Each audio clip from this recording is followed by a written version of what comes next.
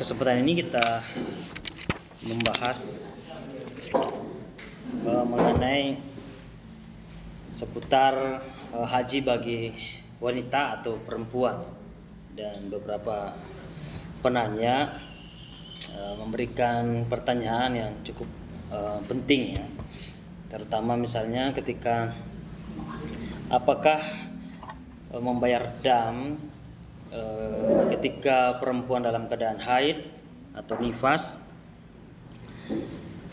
sementara sudah waktunya untuk melaksanakan tawaf ya, ataukah harus menunggu sampai selesai, tapi dengan catatan bisa saja ditinggalkan ya, dari rombongannya. Dan kalau ditinggalkan berarti bayar pesawat sendiri ya, balik ke tanah air gitu ya. Nah, kalau mau menunggu itu risikonya ya. Karena itu kan sudah ada jadwal tertentu. Kalau sudah selesai prosesi haji kemudian semuanya kembali, dan ada pendapat yang lebih mudah misalnya, sebagian ulama mengatakan boleh saja bertawaf sama seperti orang yang memiliki penyakit. Misalnya ada jamaah haji yang punya penyakit diabetes, dengan tidak bisa menahan air kencingnya, itu sering netes gitu ya. Terus gimana itu ya? Ditunggu bersuci ya, mau tawaf terus baru 1 menit keluar lagi kencingnya itu. Nah, gimana? Apakah harus menunggu sampai sembuh gitu? kan tidak juga, merepotkan ya. Jadi ulama fikih itu memudahkan ya, bahwa ya itu boleh saja ya. Boleh saja melaksanakan tawaf tanpa harus berwudu lagi atau bersuci lagi. Karena kalau sudah bersihkan, ganti pakaian, mandi 1 menit 2 menit kencing lagi, ya itu merepotkan ya. Kalau syaratnya wajib ya, itu terkecuali gitu ya. Ataukah perempuan yang keluar darah tetapi bukan darah haid, itu penyakit ya, itu ada kondisi seperti itu, dan itu dibolehkan melaksanakan tawaf meskipun dalam keadaan tidak suci ya, suci. Itu karena kondisi-kondisi yang tidak dia kehendaki sendiri, itu yang penyakit. Jadi 3 macam itu. Yang pertama tadi berpotensi ditinggalkan rombongan dan macam-macamnya, dan itu fleksibel, itu bisa dilaksanakan, itu pengecualian ya bagi orang-orang yang tidak bisa, baik karena kondisi waktu ya, biaya untuk pulang, kemudian yang tadi karena memang penyakit, itu dibolehkan saja. Tapi dengan catatan membayar dam, ataukah menyembelih 1 ekor kambing ya, sapi juga boleh ya, unta juga boleh kalau mampu gitu ya, itu lebih bagus lagi. Tapi kalau tidak bisa beli kambing juga di tanah Arab, juga bisa berpuasa 10 hari, 3 hari pada saat Anda melaksanakan umroh atau haji di bulan haji itu. Nah, nanti 7-nya itu Anda bayar di tanah air itu. Ketika kembali ke Indonesia atau ke negara masing-masing, itu baru bisa diselesaikan sampai 10 hari gitu ya. Jadi 3 tambah 7 udah 10. Itu bisa saja. Karena ada orang yang ya aku tidak mau motong kambing. Ya, itu minimal 1. Ya mau 10 juga boleh ya, 100 juga boleh. Ya, nah, terus gimana kalau tadi banyak orang Indonesia yang memilih haji apa? Haji tamatu ya. Haji tamatu sudah bayar dam, apakah harus bayar lagi itu?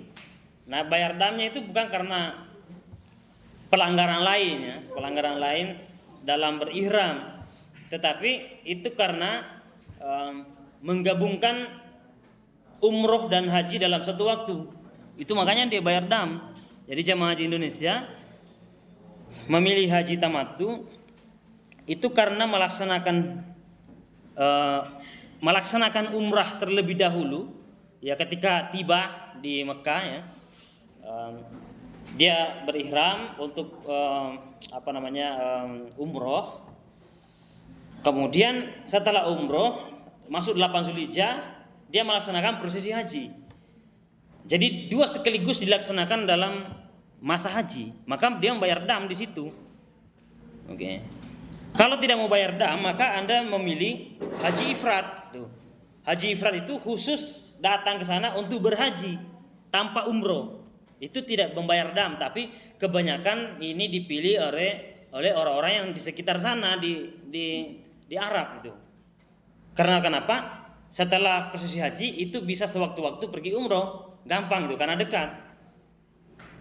Kalau orang Indonesia itu kurang cocok, mengapa? Karena mayoritas ulama mengatakan bahwa haji, umroh dan haji itu umroh itu adalah ibadah yang sangat penting gitu.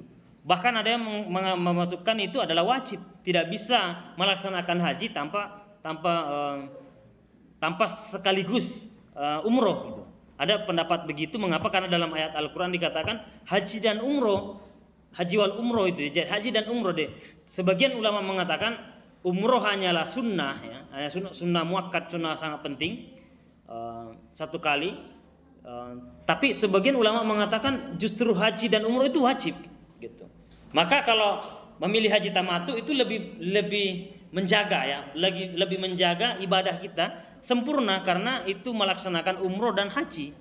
Kalau haji tamattu. Kemudian ada juga yang ketiga namanya haji kiran.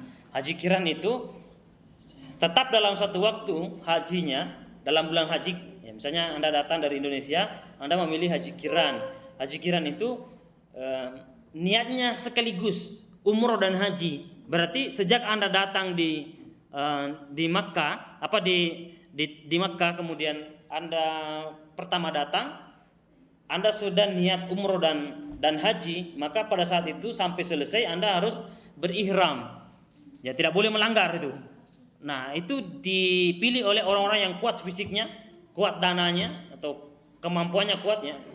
Mampu ya, bayangkan Anda baru datang sampai sana dari awal pertama datang, kemudian Anda berihram umroh dan haji, itu harus Anda menjaga semua ihramnya supaya supaya sah, ya, supaya tidak ada yang ketinggalan itu, tidak batal itu, ya, ihramnya. Jadi, nah, kelebihannya haji tamattu, kalau sudah umroh dulu ada jedanya, Anda bisa lepas ihram tuh, ya boleh. Nah, nanti 8 Zulhijjah baru mulai lagi berihram. Nah, itu kelebihannya dari haji tamattu, ya. Tapi tetap membayar dam. Karena dalam satu waktu kita melaksanakan 2 ibadah, yaitu umroh dan haji.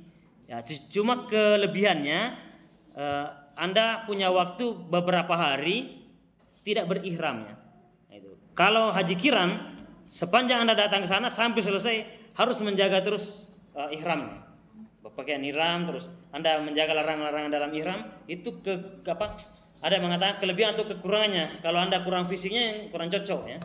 Cocok itu karena rangkaiannya sangat panjang dan banyak yang harus Anda tidak boleh langgar itu. Dan itu kalau jamaah Indonesia lebih banyak memilih haji tamattu gitu, ya. Nah, kemudian itu 3 macam, ya, 3 macam haji boleh dipilih. Hanya satu saja yang tidak membayar dam, yaitu haji ifrad tadi. Tapi banyak dipilih bagi orang-orang yang lebih dekat di Mekah itu. Karena gampang setelah itu umroh, ya. Dia mendahulukan haji boleh, umroh belakangan itu bisa saja, ya, bisa saja. Tetapi dianjurkan tetap kembali umroh meskipun tahun-tahun setelahnya, gitu. Atau setelah prosesi haji atau setelah bulan-bulan haji itu boleh, ya. Tapi kalau banyak uang itu juga boleh orang Indonesia pergi ke sana hanya niatnya mau haji saja, itu boleh saja. Nanti tahun depan pergi umroh, ataukah bulan berikutnya atau beberapa minggu setelah itu pergi sendiri untuk umroh, itu boleh saja, ya. Anda tidak membayar dam tuh. Itu boleh. Nah, kemudian persoalan wanita mengapa harus ada mahram, ya? Karena mahram itu tujuannya adalah menjaga si wanita, menjaga kehormatannya, menjaga dari fitnah dan macam-macamnya itu. Jadi makanya dianjurkan ada. Tapi sebagian ulama mengatakan kalau bersama rombongan sesama perempuan yang baik-baik itu kan juga saling menjaga gitu kan. Nah, itu sudah menggantikan mahram atau mahram dalam keadaan yang berbeda itu sama saja tujuannya adalah saling menjaga. Ataukah ada kelompok-kelompok yang sudah memberi jaminan, ya, membuat perempuan yang pergi umroh atau haji itu merasa tenang karena ada jaminan keselamatan, itu boleh-boleh saja, ya. Nah, kemudian mahram itu harus balik. Itu. Kalau mau membawa mahram itu harus balik, berakal dan tidak gila gitu. Jangan sampai Anda membawa mahramnya orang gila, itu tidak boleh. Ya, karena nanti ada apa-apa malah Anda yang repot itu, bukan Anda yang dijaga, bukan Anda yang malah dimudahkan, malah Anda yang direpotkan itu ya. Ataukah anak kecil. Jadi ada mahram nih, tapi anak kecil itu kan nggak bisa menjaga Anda, itu tidak boleh menjadi pendamping ya kalau mau membawa ihram muhrimnya gitu, atau mahramnya itu.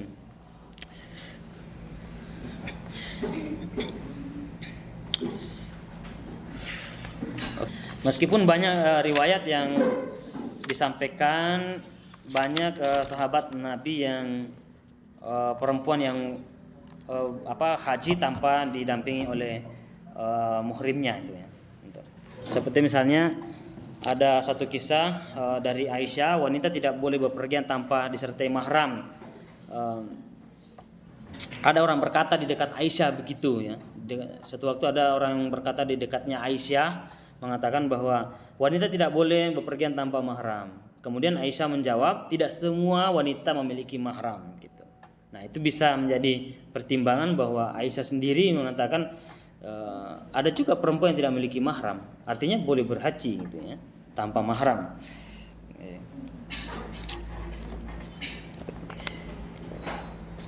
Kemudian Ibnu Sirin berkata, tidak apa-apa hukumnya seorang wanita berangkat haji bersama seorang laki dari kalangan kaum muslimin gitu ya. Tidak apa-apa, saling menjaga kaum muslimin itu sama-sama ya, artinya dipercaya gitu ya. Bahkan sesama perempuan pun kalau yang kurang baik-baik itu tidak disarankan ya. Misalnya satu rombongan tapi rombongannya ini terkenal perempuannya kurang baik gitu, itu tidak disarankan ya, meskipun sama-sama perempuan. Nah, namanya fikih seperti itu, banyak pendapat-pendapat. Tetapi untuk sampai hari ini pelaksanaan umroh dan haji itu dijamin keselamatannya, dijamin keamanannya, itu sudah ada regulasinya sendiri dan itu sudah mewakili mahram gitu. Kalau misalnya dua-duanya tidak mampu membayar untuk bersamaan ke sana, baik itu karena harta yang kurang cukup ataukah cukup hartanya tapi pada saat pendaftaran itu berbeda, itu tidak mesti dipaksakan suami istri harus berangkat atau ada mahramnya, itu tidak mesti dipaksakan seperti itu ya. Terus ada juga yang mengatakan, terus gimana kalau sudah mau berangkat nih, sudah mulai di perjalanan tapi tiba-tiba suaminya meninggal gitu ya, suaminya meninggal di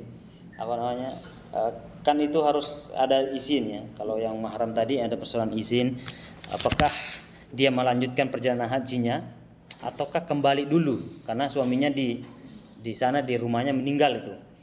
Nah, itu kan jadi perdebatan juga. Ada yang mengatakan kalau jarak perjalanannya itu masih dekat ya, dari rumahnya ke sana itu boleh kembali dulu. Nah, ada juga yang mengatakan kalau sudah dekat ke Mekah ya perjalanannya itu sudah tidak mesti kembali gitu. Dia lanjutkan saja. Tapi pertimbangan lain kalau meskipun dekat, misalnya baru di sini Salatiga, kemudian di Semarang, ya, atau setanya di Semarang atau di Jakarta, tiba-tiba dikabari suaminya meninggal, apakah Anda melanjutkan perjalanan haji Anda atau kembali ke rumah itu? Itu jadi persoalan ya. Pertimbangan lain, kesempatan untuk berhaji selanjutnya mungkin lama lagi menunggu, tapi di sisi lain ada beban moral, ya, masa berkabung di situ ya. Apa kata orang itu? Suaminya meninggal, dia tidak ada gitu ya, dia tidak pulang. Oke, itu jadi pertimbangan kembali ya dari masing-masing itu ya. Anda mau milih mana dan boleh dua-duanya dipilih. Anda boleh melanjutkan ke sana ataukah Anda kembali, itu silakan. Itu.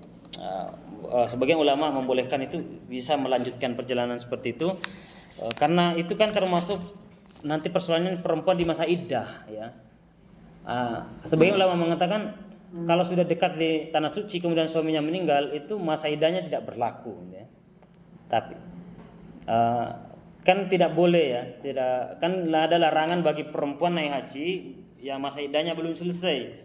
Misalnya habis diceraikan suaminya, habis bercerai, ataukah habis meninggal suaminya, itu juga namanya masa iddah ya. Dan ada ketentuan sekitar 40 hari setelah itu, setelah talak ya. Oke. Talaknya itu talak 3. gitu. Kalau talak satu artinya kan masih ada kesempatan untuk rujuk kembali. Nah, itu cukup ada izin dari suami atau mantan suami lah ya. Ataukah masih suami sebenarnya karena masih talak satu, kecuali udah talak tiga itu harus menunggu masa iddah gitu.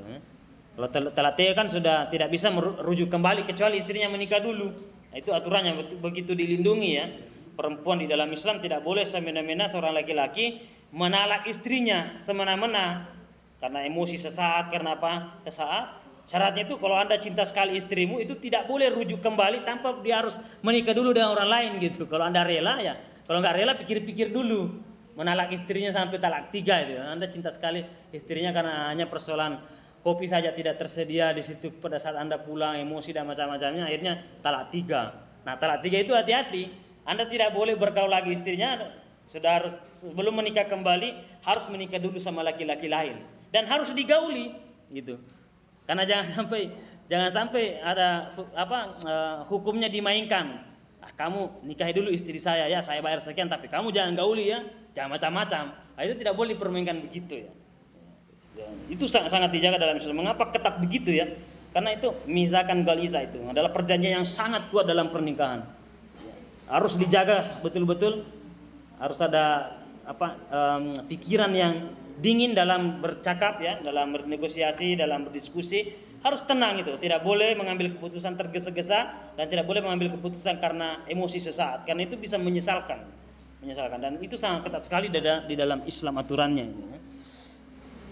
Maka itu sebabnya juga perceraian itu boleh ya, tapi Tuhan membencinya itu. Bayangkan itu ya. Boleh tapi Tuhan benci sama kita itu. Yang kita harapkan selama ini kan Tuhan cinta sama kita, Tuhan tidak benci sama kita. Ya. Tapi mengapa perceraian boleh tapi Tuhan benci gitu. Nah, itu berarti kan harus ada kehati-hatian di situ. Oke. Itu yang menjadi tadi persoalan masa iddah ya. Persoalan masa iddah tadi perdebatannya kalau ditinggal suaminya bagaimana dan macam-macam. Silakan Anda banyak membaca tentang itu dan fatwa-fatwa ulama yang kredibel dan sesuai dengan perkembangan zaman, dan tentu banyak fatwa-fatwa ulama-ulama ratusan tahun yang lalu yang kurang relevan lagi hari ini. Maka kita mencari fatwa-fatwa yang lebih baru sesuai dengan kondisi hari ini, sesuai dengan kondisi keindonesiaan kita. Fatwa-fatwa orang Indonesia itu seperti apa? Dan kondisi-kondisi tertentu di Indonesia itu seperti apa, itu yang perlu kita pertimbangkan fatwa-fatwa itu ya. Jangan terlalu fanatik dengan fatwa zaman dulu yang sangat berbeda dengan hari ini gitu ya. Itulah kehebatan dari ilmu fikih ya. Baik, cukup sekian untuk hari ini.